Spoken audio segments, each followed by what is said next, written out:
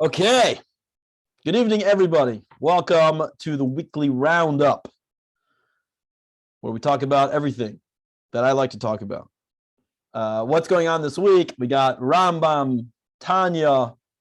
We got the month of Nisan, month of miracles, the Parsha of Metzora, which is not leprosy, by the way. It's not leprosy. I'm sure you already know that by now.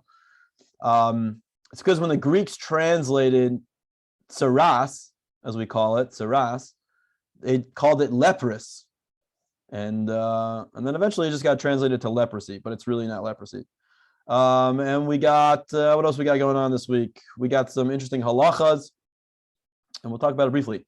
But the first thing I have, for those of you on Instagram Live cannot see it, that's one of the perks of those that register to come in the Zoom class. I have open a foot, not just any foot, but the foot of a Tar Heel. What's a Tar Heel? So I come from Chapel Hill, North Carolina, which is a big college town. And tonight, there's the championship basketball game. UNC, the University of North Carolina, Chapel Hill is playing against, UNC Chapel Hill Tar Heels are playing against Kansas Jayhawks for the national championship. It's a big deal. And I want to focus something that I always appreciated and enjoyed, and it's connected to the Geula, which is the redemption, to the month of Nisan, is the team logo. The team logo is this foot with some tar on the bottom. So why are they called Tar Heels? So during the Civil War, the South, the North Carolinians were known for their courage. First of all, what's unique about courage? Courage is that despite your, even though you're nervous, you still go in for the fight, number one. And it said that the North Carolinians, when they would fight the North, like the northern part of the country, the Union, they fought so bravely that despite being so outnumbered, they wouldn't budge.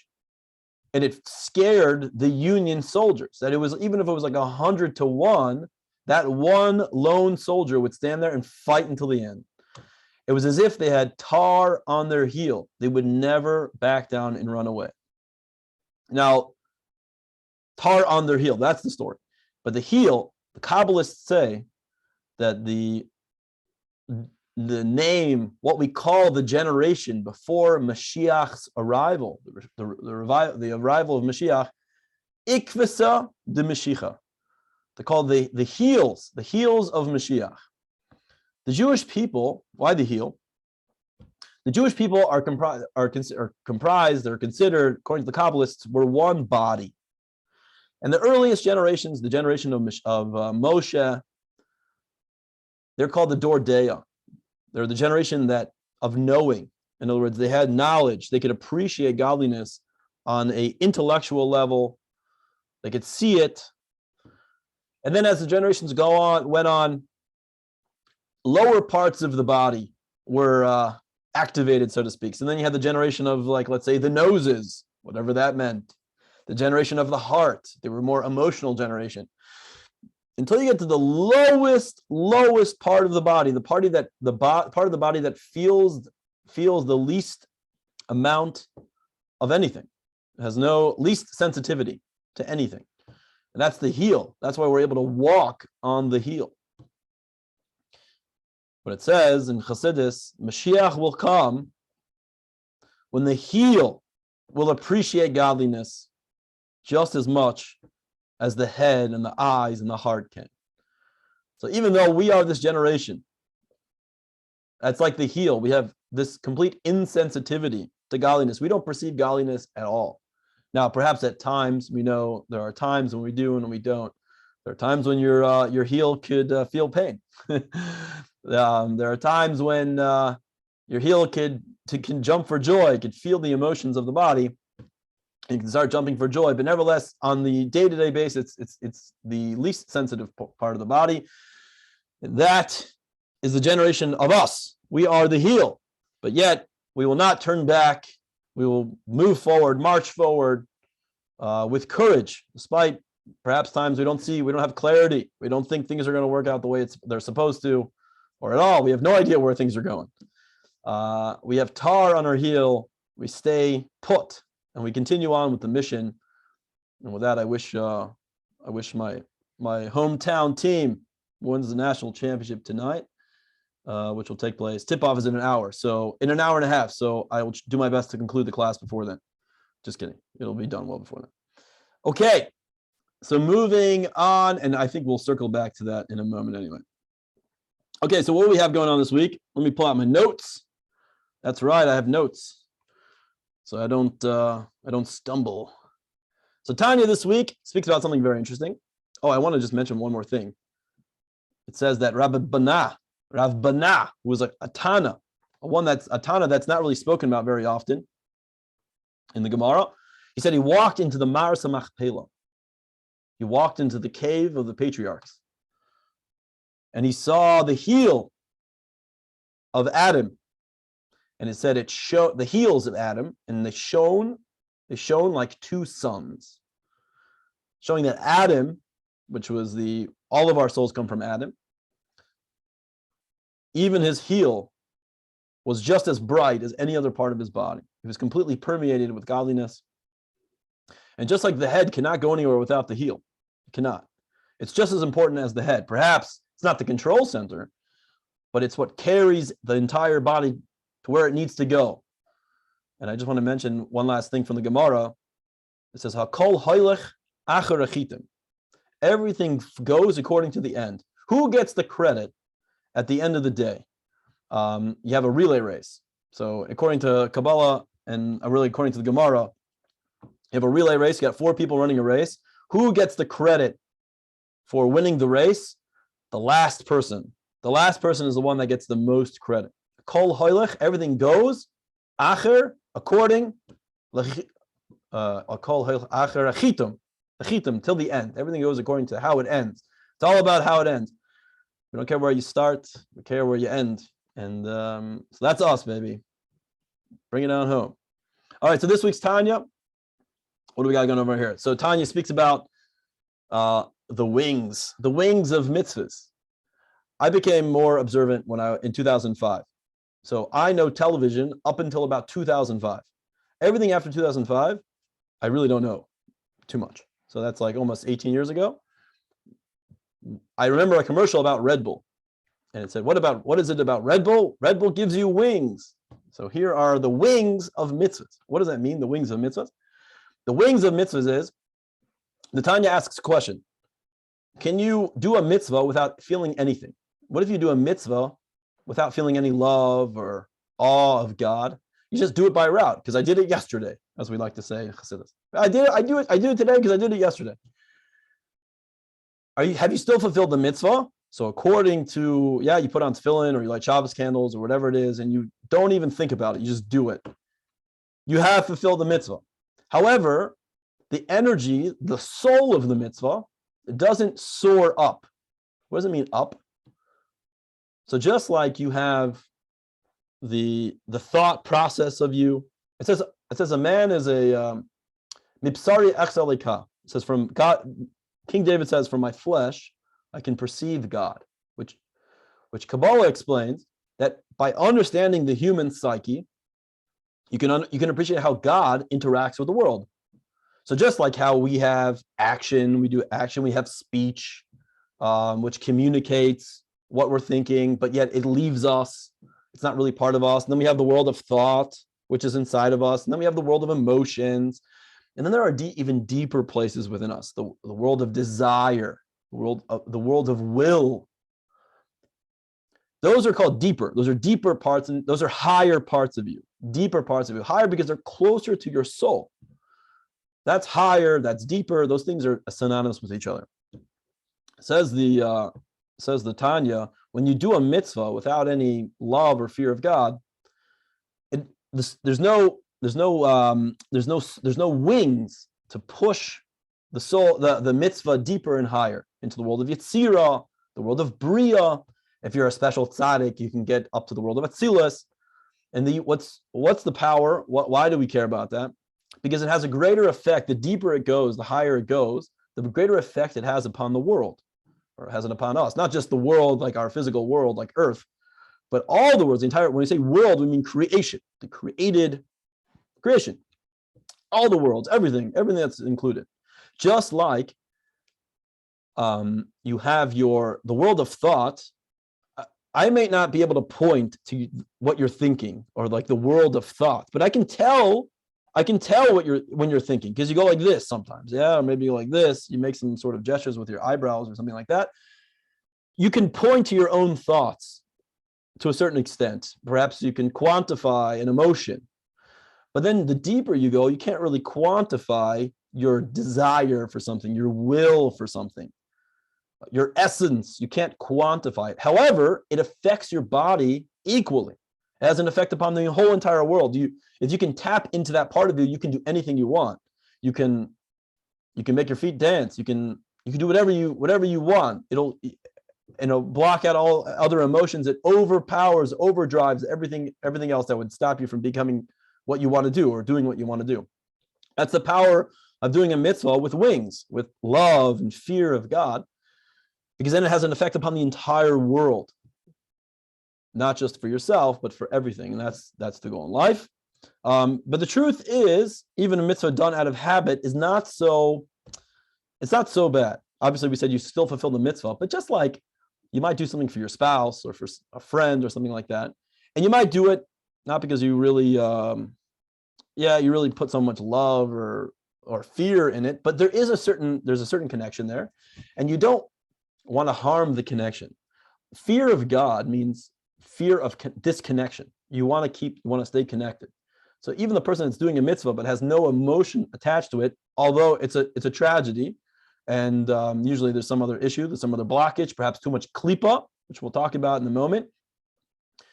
You're too overindulged in the physical world, and it covers over your ability to be spiritually sensitive. Nevertheless, it's still something. It's still something not to be taken lightly, and it shows that you still have a connection there. You still fear the disconnect between you and your friend, or you and your spouse, you and Hashem. So don't, even though at times we might feel we don't really want to do something, perhaps we feel it very often, a whole day, a whole week. Nevertheless, you shouldn't. That's not nothing. The Tanya says that's still not nothing. It shows that you still have a connection. Allah, there's still a connection there, which is what it's all about. Judaism is a relationship. It's not a religion, as Rabbi Burke once gave a class about.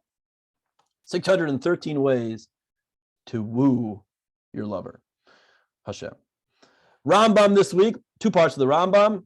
We have the daily cycle of Rambam. So Rambam in the first part of the week talks about entrusting articles to a friend. What happens if, I'll give an example of some Italians. Why not?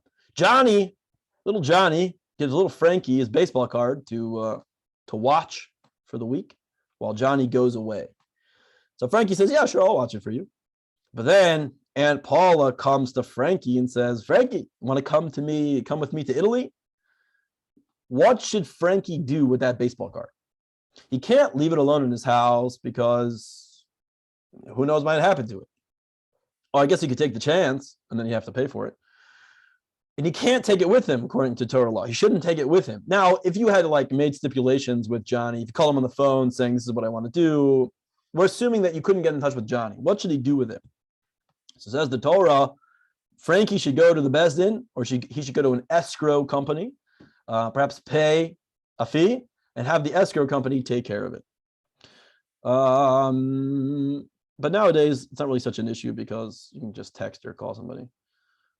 Another example, what if Johnny was watching Frankie was watching Johnny's baseball card, and then someone stole the baseball card? What's the rule? The rule is, and then what happens? Frankie says, I'm really sorry. I'll pay you $100 for the baseball card. Obviously, it was a Mark McGwire signed a baseball card, or whatever great baseball player. Mark McGwire, I think he did drugs and stuff. Maybe not Mark McGwire. I'm sure that's not worth that much, but whoever would be worth a lot of money pays him $100. Now they find the baseball card. They find the guy who stole the baseball card. And what's the rule? He has to pay $200. He has to pay double. He has to pay for the card and then pay another a kanas, a penalty on what he stole. Who gets the $200? Does Johnny, the original owner of the card, or is it Frankie, the one who watched the card, lost the card, and paid up the money? So the answer is Frankie gets the money. It wasn't a bad Gamzula Tov, as we say. It worked out pretty well. All is well that ends well. Hopefully the relationship is still pretty good. Then the Rambam moves on to lending. There's a special mitzvah to lend, and as you can imagine, maybe back at first, when the Jewish people were very sensitive to godliness, lending was easy. They would lend whenever they wanted to, because they knew that God really appreciated. There was a special mitzvah for lending. But as time went on, especially when we became less sensitive to godliness, we were more reluctant to lend money, especially considering you're not allowed to take ribis. You can't take interest from another Jew. So they made the Chachamim, the sages, towards the end of the destruction of the Second Temple, made special, in order to encourage lending, they had to step up their game a little bit. So what did they do? One of the things they did was called the Heter Iska, which is not spoken about in this week's Rambam, but I'll just explain. You can make some sort of investment that each party, I'm lending you money, but it's not really lending money. It's a business transaction. I'm like investing with you. In other words, where's my money going? And you tell them where it's going to, which any bank would do. What are you using the money for? Let me check your credit. But what are you using the money for? Okay, I'll take a little percentage of the profit. So it's called the Heter Iska. That's how banks lend money for mortgages in Israel. Quicken Loans, which is the largest money lender, located here, largest money lender, mortgage lender in the United States, which is located here in Detroit, is ran by Dan Gilbert, a Jewish man. So I have my mortgage. I have a mortgage under him. Probably not anymore. They sell it to Fannie Mac or Fannie Mae, whatever it is, Freddie Mac. But at the time, I got it from him, so to speak. So they actually have. That's a problem because I'm paying interest on the loan. So what do we do? There's actually a special. If you ask for it from Quicken, they'll give you a special. They make a Heter Iska. There's a special paper that you could write, and it's like an investment. Now they only hold on to it for like a week or something, and then they sell it to another company at a profit. But nevertheless, that's what you have to do because Dan Gilbert, if I give a profit to Dan Gilbert, an interest payment to Dan Gilbert, it's a problem for both of us. So we have this special thing. You have to ask for it. You got to know about it. Half the time, the people that work there have no idea what you're saying. But if you push hard enough, you'll get it. Now, the Beis Din highly encourages people to lend money in front of witnesses, to have a document. Jews are very much into documents. Should have a lot of documents called shtaris, a shtar, which is a document. We get married, we have a document. God forbid there's a divorce, there's a document. Any other business transactions, there's always a document. We don't talk business on Shabbos because we want you to make a document, but we don't want you to write a document on Shabbos. But talking about business on Shabbos is not really a problem. Now, what happens? You're not allowed to ask money for the person if you know they don't have the money until the specified time. So if I lend you money for 30 days and I can't bother you for the next 29 days asking for the money, make sure you have the money. That you're not allowed to. First, I'm not allowed to do that. Excuse me. And nor am I allowed to even like bring it up if I know that you don't even have it. However, when the 30 days comes and you still don't have my money, the court has no rachmanis, as we say, has no compassion on the family. It has a little bit of compassion, but you got to pay. What they start doing is repossessing all of everything you have. They tell the person who borrowed the money, bring everything you have, all your movable property, so your desks, your clothes, your computers, whatever it is. We start selling it off until you can pay. However, there are certain things we never give up. You're never allowed to take. The Beis Din, the court is never allowed to take food, for clothing for your wife and your kids, and food and utensils for cooking food. You're never allowed to take that. What else? That's pretty much it. I think that's pretty much it for the Rambam. Now we're in the month of Nisan, and what's unique about the month of Nisan, is what happened on the first day of Nisan. That was when the tabernacle, the Mishkan, the tabernacle Moses erected it, and for the next 12 days, the Nasiim, a Nasi, the heads of literally a prince, the heads of each tribe of the 12 tribes brought an offering. Not just an offering; they brought offerings for the tabernacle. And we say it every day. We say those little pieces every day. We say what the tribe of Gad brought, the tribe of Asher, the tribe of Yehuda, etc., etc. We say it each day. Even the Kohanim, a Kohen, even and the tribe of Levi. If you're a Levite, if you're a Levi or a Kohen, you know which tribe you're from. You're from the tribe of Levi. They're both from the tribe of Levi. Nevertheless, according to Kabbalah, they should say it. They should say all the other tribes as well. What are we saying in the text? We say that we mention what each tribe brought and said, if I am from this tribe, please consider it as if I brought it right now, essentially. But the question is, a Levite and a Kohen know they're not from that tribe, so they should just wait till the tribe of Levi. But says Kabbalah that we all of our each one of a soul might be a soul of a Levite, but it could, so to speak, impregnate. That's the word it uses. Ibor. It can impregnate other types of souls. It can have souls from other types of tribes. So we're all mixed in. Hiskalalus. It's all mixed together. So nevertheless, they should say it for each one of their tribes because we're all really one big mass, so to speak. The Medrash asks, oh, I woke up my kids. I'm talking a little bit too loud. The Medrash asks, what's something very interesting is that each doesn't ask. It mentions something. All the tribes gave the exact same carbon, the exact same sacrifice.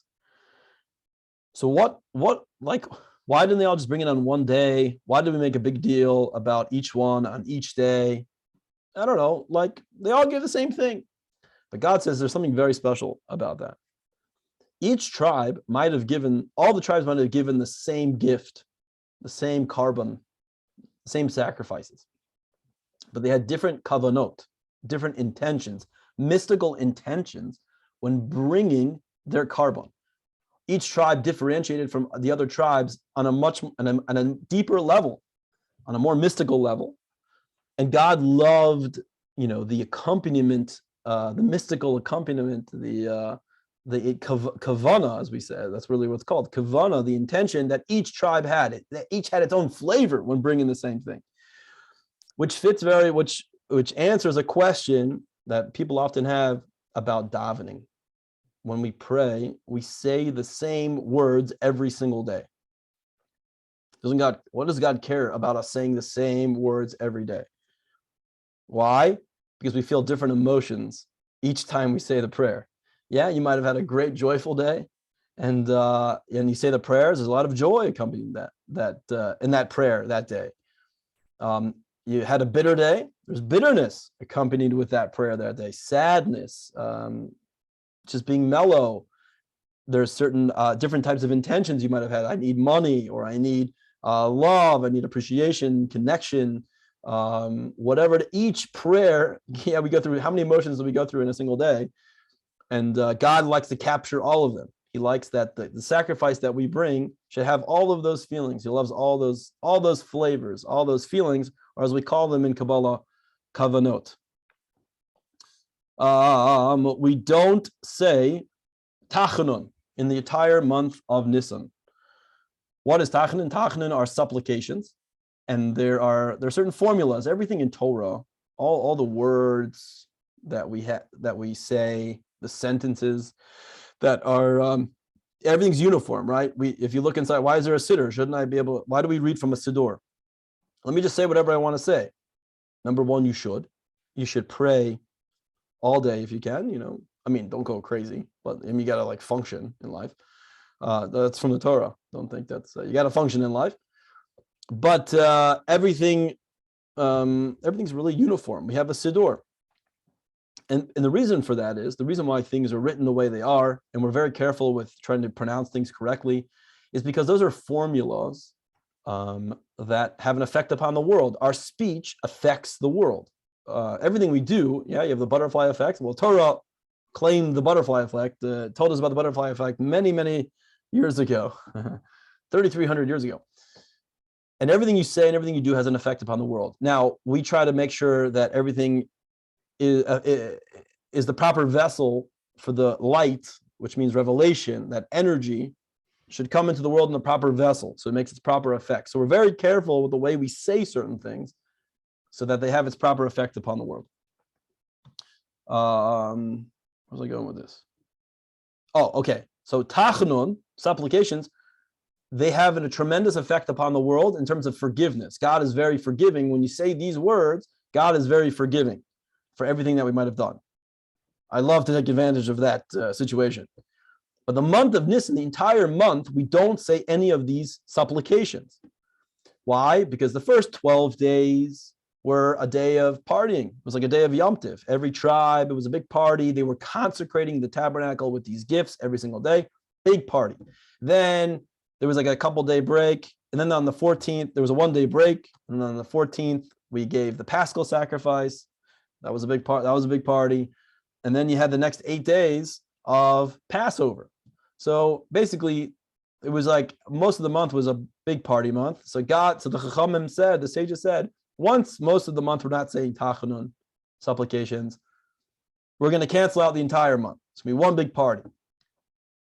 But those that learn a little bit of Chassidus and a little Kabbalah, they're a little bit, you might be a little bit bummed out. Be like, wait a minute, I have some things, even when I'm partying, maybe I said something wrong or I acted inappropriately, and I really, in front of God, and I want to make it up. So the Rebbe explains, according to Chassidus, you don't understand. Whatever would be accomplished by saying tachanun, by saying the supplications for forgiveness, the day alone, just this month alone, will accomplish much more than that.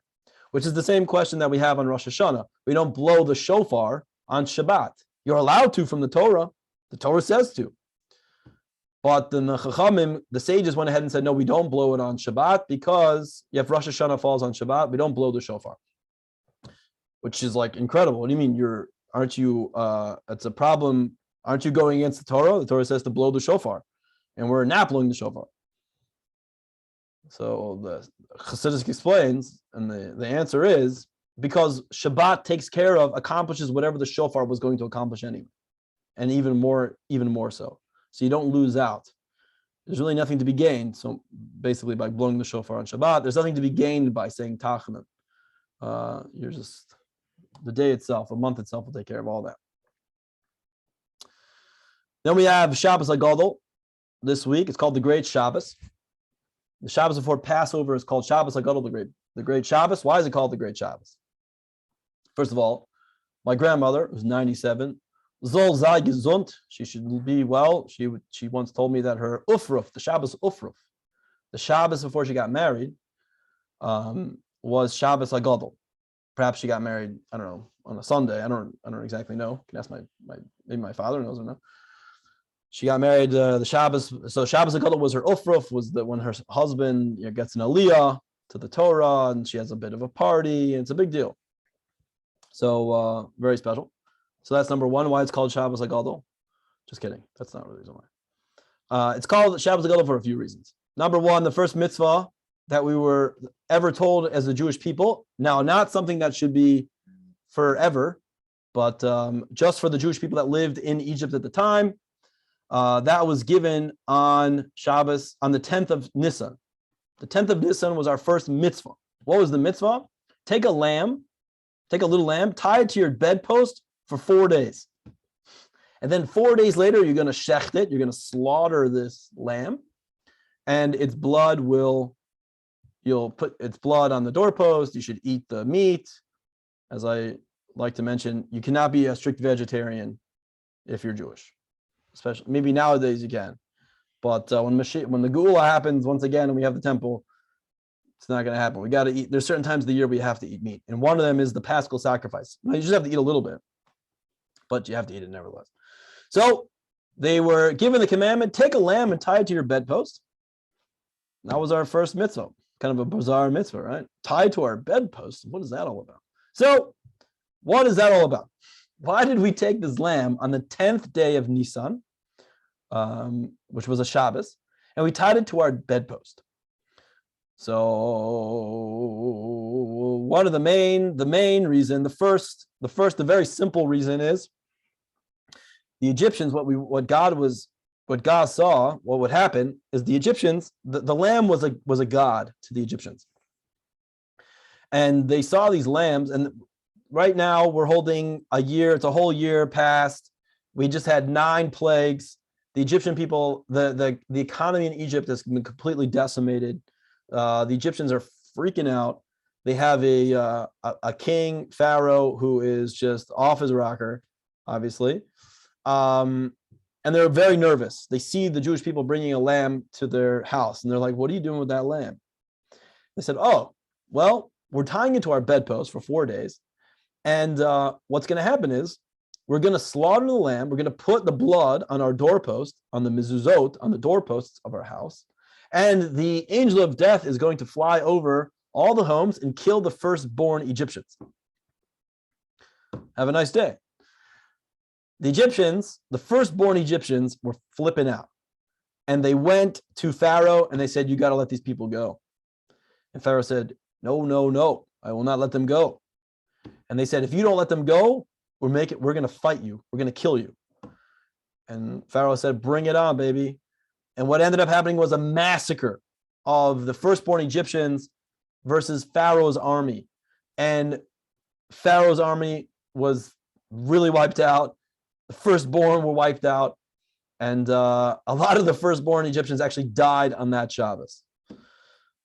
That was called the Great Shabbos. Now, the Jewish people were actually very frightened. We still had a slave mentality. We were very afraid when they came to us and asked us, what are you doing with that lamb? It took a lot of courage. And that's what God wanted. God said, you're going to need a lot of courage. Well, we're going into the desert. It's not a desert. It's a wilderness. But Midbar means a wilderness, not the desert. If you go there, there's not really a desert. It's a wilderness, whatever. And in a wilderness, everything's in the open. It's the Wild West. In that case, it was the Wild North, the north of Egypt. And just trust me. And most of the Jewish people did not trust Moses, and they didn't trust God, and they remained in a slave mentality, by the way. Most of the Jewish people did not come out of Egypt. We are the lucky ones. Our ancestors had the courage to leave. And I'd like to thank them for it right now. So that's one of the reasons why it's called the Shabbat Sagado. It helped us, give us courage. There was a great miracle that the firstborn Egyptians, a lot of Egyptians killed themselves. But another reason why it's called Shabbat Sagado, there are multiple reasons, but another reason why is because, like I said, the lamb was a god. And what the Jewish people were doing was taking the lamb and bringing it into the bedroom. They brought it into their bedpost, into their bedroom. The Egyptians were all about 2 things: idol worship. What is idol worship? Idol worship is the denial of God. That's why we spoke about earlier today in Halacha class about anger.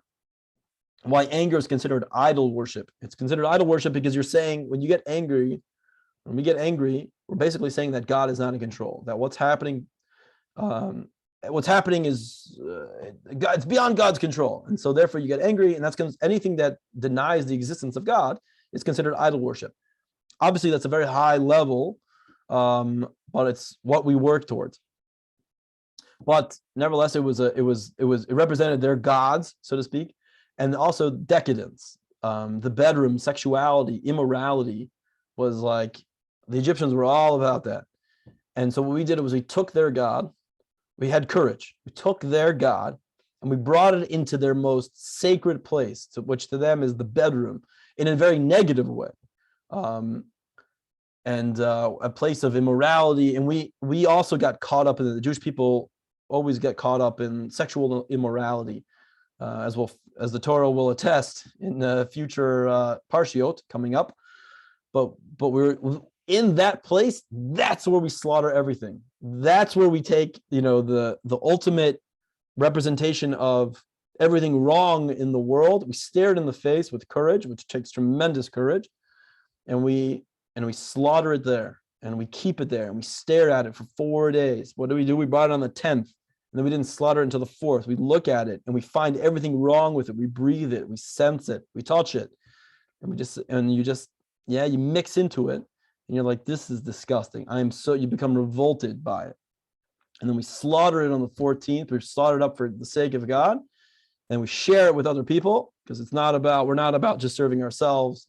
We're about serving others and serving God. You have to eat the Paschal Sacrifice in groups, in families. And then we eat matzah, which is the bread of humility. It has no taste. It doesn't rise, which we'll talk about next week. Did they shecht the lamb in their bedroom? I don't know. It would seem, according to some Sfarim, it seems like they would. I think they live in like these bungalows anyway. They live in these 1-bedroom houses, but I would assume not, but it seems to be, they've certainly tied it, but that's a good question. Can I ask a deeper question? Yes. So we learned a couple parshas ago, or a few, that the korbanot need to be shechted at the place where they're going to be actually brought to sacrifice. So would this apply? Because obviously there's no Mishkan at this point when they're doing this. So it's like, yes. I don't know. Would Moshe even know what to do at that point? Yeah, for sure. Something very interesting. You just touch on a good point. They would shecht it in the place that they would eat it. You don't have to have a tabernacle. You don't have to have a proper altar. In fact, this is very interesting. God said, I love homemade altars. Homemade, places to sacrifice. Give me sacrifices. Once the tabernacle was built, God said, I love it. Once the tabernacle was built, God said, it's an abomination to me. We see that things change. For 2,000 years, there was no Torah, and then the Torah was introduced. We see for 2,000 years, God loved things to be done a certain way, homemade altars and sacrifices. And then God said, I hate it. It's disgusting. We see that in Judaism, we're cool with change. We get it, that sometimes things change. So this is just another example where they would slaughter it in their place where they ate it. That was definitely done. But you didn't even tabernacle. However, once the tabernacle was, I'm sorry. It wasn't once the tabernacle was built. It was once the Beis HaMikdash was built. Once the Holy Temple was built. You could not give a sacrifice anywhere else. We did continue. We didn't always, as you'll see from Nevi'im, it was once the first temple was built. Did God say that? Because we see by Shiloh, by the other tabernacles, this is getting a little bit off topic, but by the other Mishkans, there were other Mishkans, right? It was about 800 years from the time of Moses until we had the first temple. It was 800 years. We had to go through the land of Israel, go through Egypt, then we had to conquer the land of Israel, and then until you get to King David, the end of King David's life, King Solomon takes over. It's about 800 years, 812 years, 810 years. From that point on, God said, it's disgusting for me to have any tabernacle anywhere, any slaughtering anywhere else. I don't know if I answered your question, but I went to a different place. Yes, but now I have okay. You can save this for later if you want. But so if there is no Bet HaMikdash right now, could the old rule apply? Like, no. Could we actually do Korban Pesach? Great. Oh, that's a very good question. Yes, we could, and it's a problem because in order to bring the Korban Pesach, that's a very interesting question. The question is, can you bring the Korban Pesach now? Okay, right now, no. But in 1967, yes. Why 1967? What happened? You can only bring the Korban Pesach. You can only bring the Paschal Sacrifice if the Jewish people have control over the temple area. And we didn't have control over the temple area since the destruction of the Second Temple, really. Jews always lived in Israel, but we didn't really have control over the Second Temple. In 1967, we did. There was a 6-day war. We took control, and there was a big problem of Jewish people it was a big problem because you're mechuyev, you're obligated to bring the Paschal offering. However, you can only bring the Paschal offering if you're completely pure, and we're all not completely you're spiritually pure. We're not spiritually pure because we don't have the red heifer. So it was a big problem, and for that, I believe for the 14th day of Nisan, the Rebbe told everyone to leave Jerusalem, or don't be in a certain vicinity of the holy temple, of the Temple Mount. Okay, so we could bring it now, but we don't. We can't bring it now because we're not totally pure. However, the obligation still falls on us. Whatever, it's a whole big problem. So right now, no, we cannot. But yes, we can.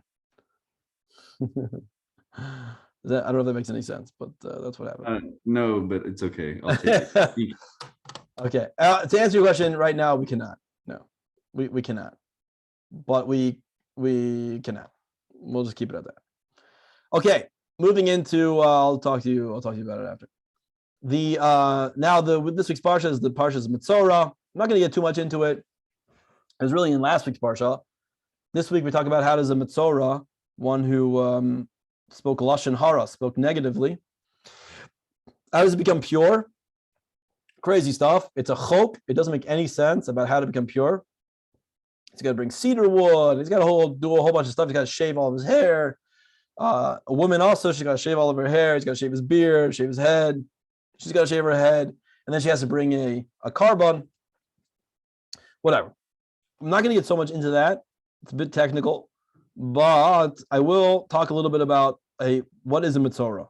So it says, in Kabbalah, there are 5 levels of man.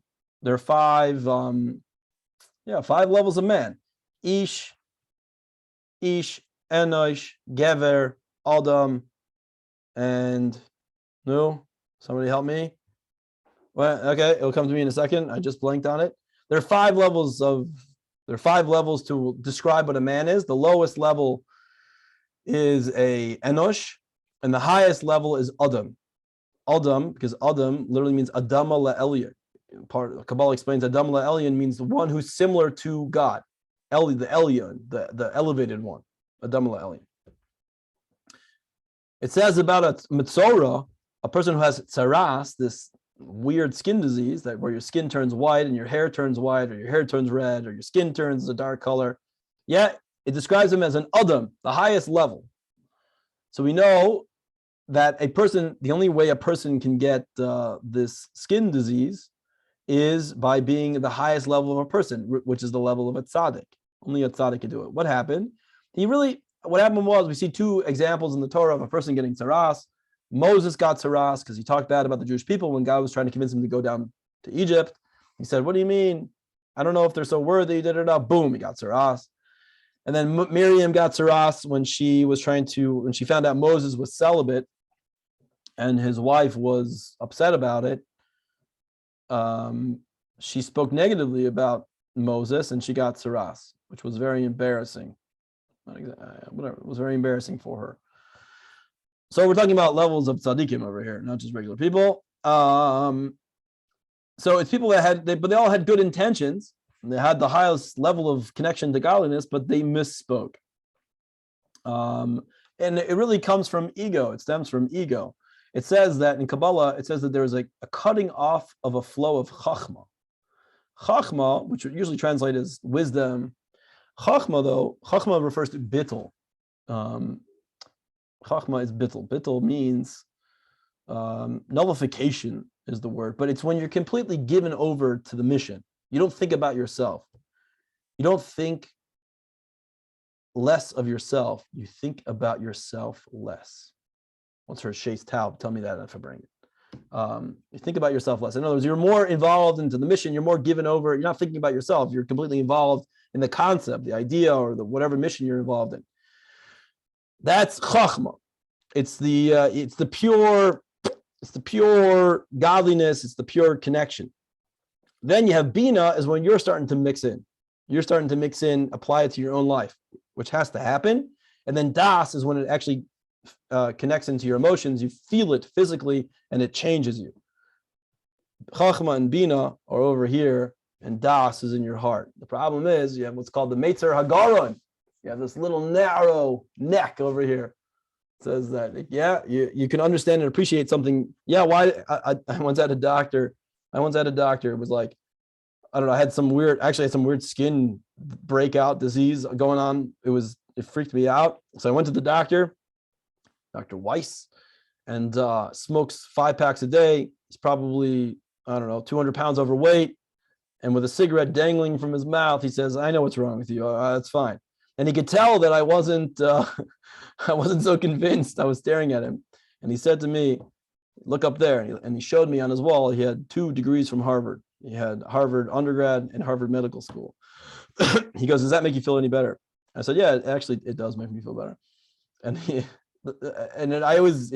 we got into this explanation that he's like, look, just because I might not feel what I'm saying in my heart and I'm not like living it, conceptually, I understand it. And I can tell you, yeah, it lives in my world of thought, in my world of Chachma and Bina, maybe not in my world of Das. I haven't really, yeah, that's why he can continue to smoke and be overweight, even though he knows how terrible it is for you.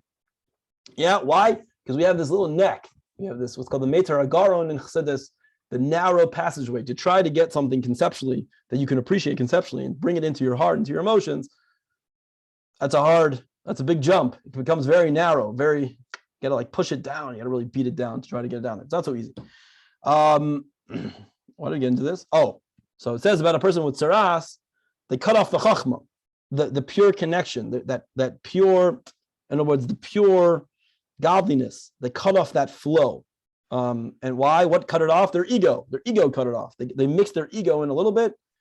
And the more of a spiritual giant you are, so the more higher you are, the farther and harder you fall, and the quicker it is.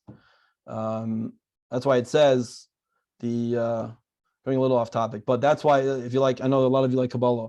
It says that the lowest parts of this world, whatever is very low and crass, is actually rooted in a very high place in the order of creation, in the world of Tohu. That's why it says a person who's like a wild person, like Esav and Yishmael.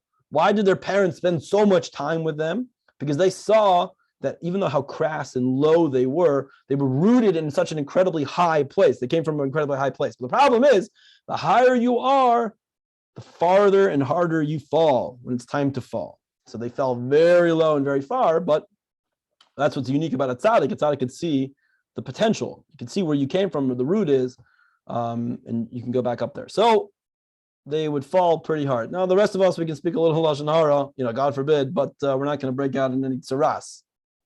Just a little wake-up call for those of us that think we're the highest level of a tzaddik, according to Tanya. Now, I'm not going to get so much into that. What I want to speak about is just something very interesting. I think I'll end it with this idea. The Gemara says in Baba Metzia, it says, let me just put it up over here. Let's see over here. Sorry. There's a concept of a yeshiva shalamata, mesifta lamata, and mesifta lamaila. There's a yeshiva in whatever happens in this physical world is a reflection of what's going on in the upper world. It's a mirror reflection. It's an ishtalshlus. It's actually an outcome of what's going on spiritually, just like in what's going on inside of us. Yeah, you can appreciate this. Everything stems from our will and our desire for something. Our thoughts. Yeah, when we say something, when you think of something, and then you can say it. In other words, it starts from a deeper place, and then it finally comes out in action. You can appreciate it. It actually comes out into the physical world where you can see it. But it's all a reflection. It all started in a much deeper place within you. I had a desire for chocolate cake, and then I thought about chocolate cake, and then I spoke about chocolate cake, and then I ate chocolate cake. So the same thing, what's going on in this world is really something much deeper. Oh, somebody needs to pause, but I have the power to mute you. So 1 second. And that's what I'm going to do. That's why I love my power. Who is it? Mute, there we are. Okay.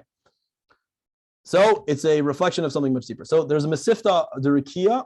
So there's a, I'm sorry. I apologize, everybody. I need my notes for a second over here. Okay, whatever. I lost it. Doesn't matter. We're just gonna have to do this from memory.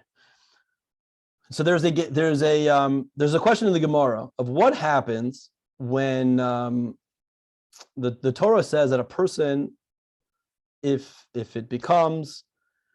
skin turns white and then the hair turns white, the person is considered to have tzaras. But if at first the hair turned white and then the skin turned white, then you know it's not tzaras. Then you know the person doesn't have tzaras. But what happens if you don't know what came first? So it says that Hashem says, you're pure, you're tahor. The person's pure, he doesn't have tzaras. The chachamim say, the sages say, no, he is impure. What? If God says you're pure, shouldn't that be enough? What it says is a bas kol came out, a bas kol, a voice from heaven, which refers to God, and it says that you're pure. And the chachamim say no, he's impure, until Rabba bar Nachmani, who was the author of the Medrash Rabbah. Rabba bar Nachmani obviously was a big Tana, early sage, was able to explain to the Chachamim that God is right. And once he was able to explain it to them that God is right, then good. Then they felt like, okay, fine. Because the passage says the word tahor before tameh. I'm not going to get into the whole explanation of why. But he was able to explain to them, and they're like, oh, okay, fine. Then we'll agree with God. This was my quiz today, my quiz question. I think it was, or maybe yesterday. When a voice from heaven, it says, when a voice from heaven comes out and says a certain law, shouldn't we follow that law? So there was a very famous incident of Rabbi Eliezer versus the Chachamim. Rabbi Eliezer said a certain law, a certain din, about a very complicated part of Torah, which has to do with tuma of ohalim, whatever, tuma in spiritual impurities in like vessels and in houses. Very complicated because it's all like esoteric, it's all like hypothetical, very tough stuff. But the Chachamim said, we don't agree with you. He made a certain law, and they said, we don't agree with you, and you have to follow our law, because it goes after the majority. And he said, and then Rabbi Eliezer said, if I'm right, may the walls of the base medrash, of the place of learning, may they shake. And they started shaking. And they said, it doesn't matter.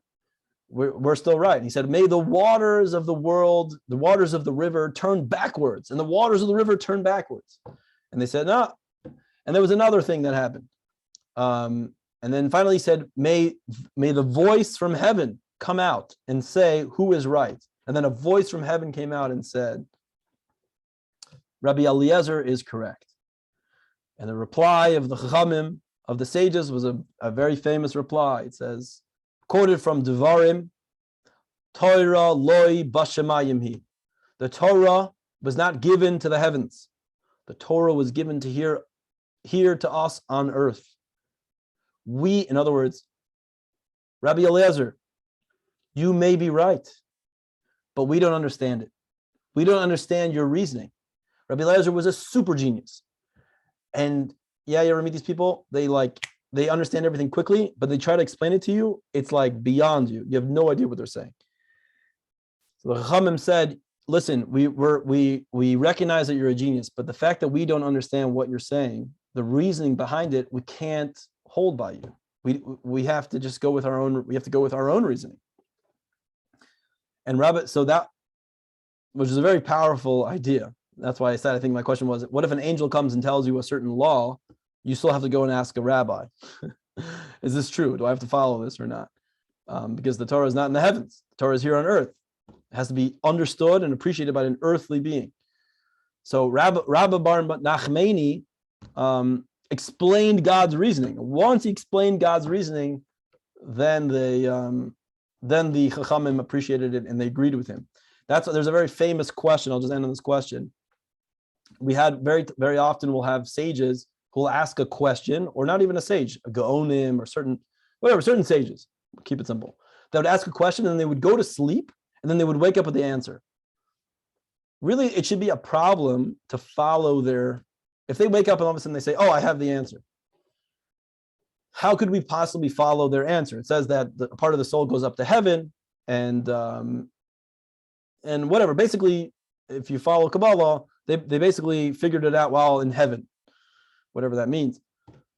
And then the answer is they did understand it in heaven, but then they came back down and understood it, and they were able to explain it to everybody why they said what they said, why we could do what we could do.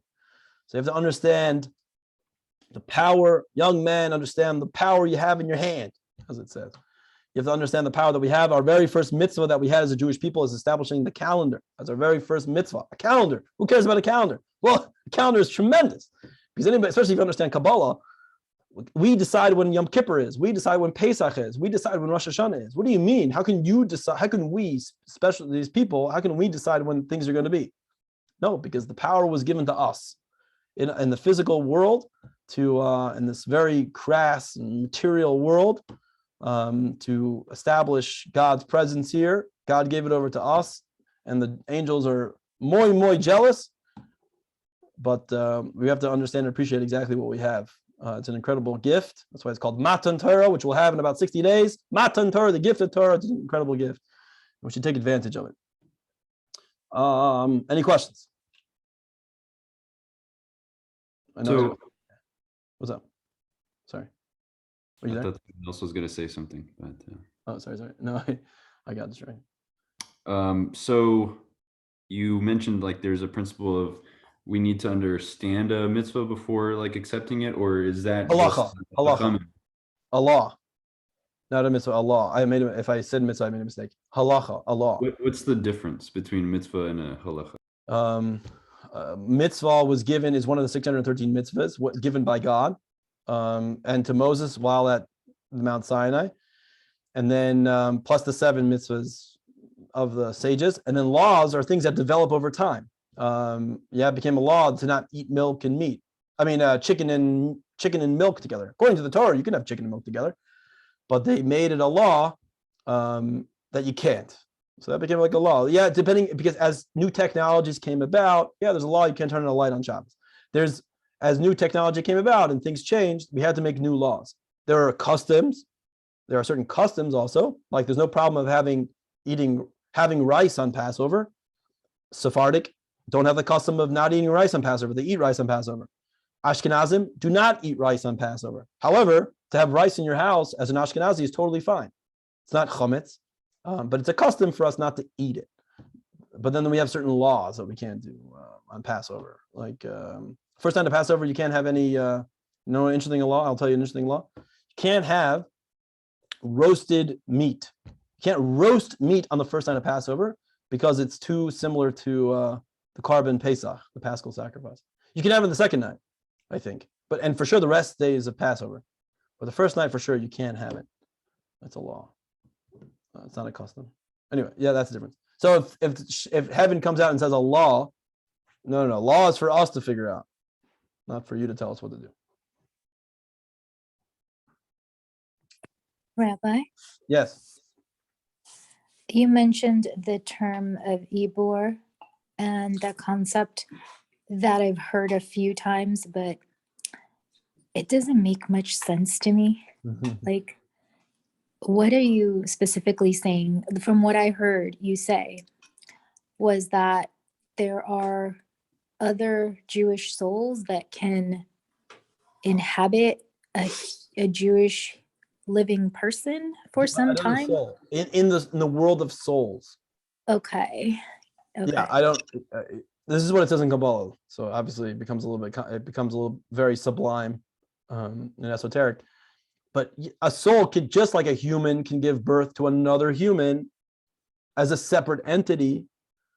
Same thing, souls can give birth, can produce other souls as a separate entity, meaning not from the same tribe in a mystical sense.